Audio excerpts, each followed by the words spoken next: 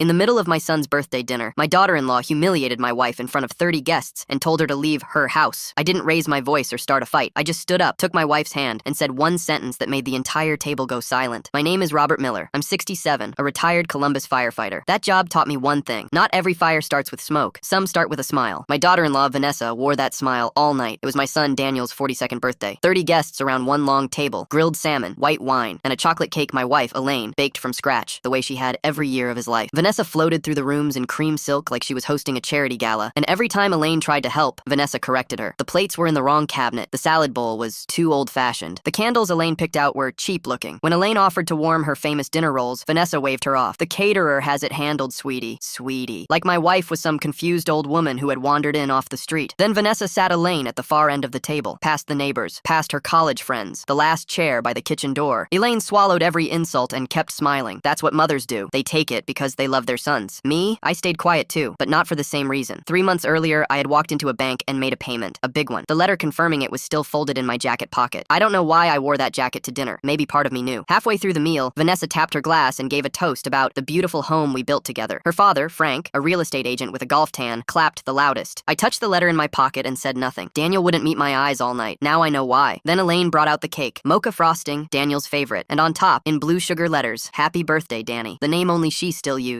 For 1 second, my son looked like the little boy who used to run into our kitchen with muddy shoes and hug her waist. Then Vanessa laughed. Danny, she said, loud enough for the whole table. Elaine, he is a grown man. This is exactly why boundaries are necessary. The room went quiet. Elaine's fingers tightened on the cake plate. Vanessa wasn't done. She raised her voice like she was giving a speech. Her friends leaned in. Frank swirled his wine and smirked. Actually, since we are all here, maybe this is a good time to say it, Vanessa announced. I am tired of you walking into my house and acting like you still run this family. Elaine went pale. Vanessa, I was only trying to— No, Vanessa snapped. You were trying to remind everyone that you are the mother. But this is my house, my kitchen, my family, and honestly, I think you should leave. A fork clattered against a plate. Somebody coughed. 30 people suddenly found their napkins fascinating, and my son Daniel, the boy we raised, stared down at the table, silent. Not one word for the woman who baked his cake. Frank chuckled into his glass. Well, he murmured, somebody had to say it. Elaine's hands were shaking. She set down the cake she had spent all afternoon making. In a kitchen she was no longer welcome in. In a house well, you'll understand in a minute. I looked at my wife's trembling fingers. I looked at my son's lowered eyes. I felt that letter against my chest. Patient. Waiting. I did not yell. I did not argue. 30 years of walking into burning buildings teaches you something. Panic never saved anyone. Calm does. So I stood up slowly. I buttoned my jacket. I took Elaine's hand and pushed in my chair, and the scrape of wood was the loudest sound in that house. Vanessa lifted her chin like she had already won. Finally, she said, some respect. I smiled at her. Then I reached into my jacket, took out the folded bank letter, and set it down in the middle of the table, right beside the birthday cake. Of course we'll leave, right after Daniel tells everyone whose money kept this house from being taken by the bank. Full story on channel, link below.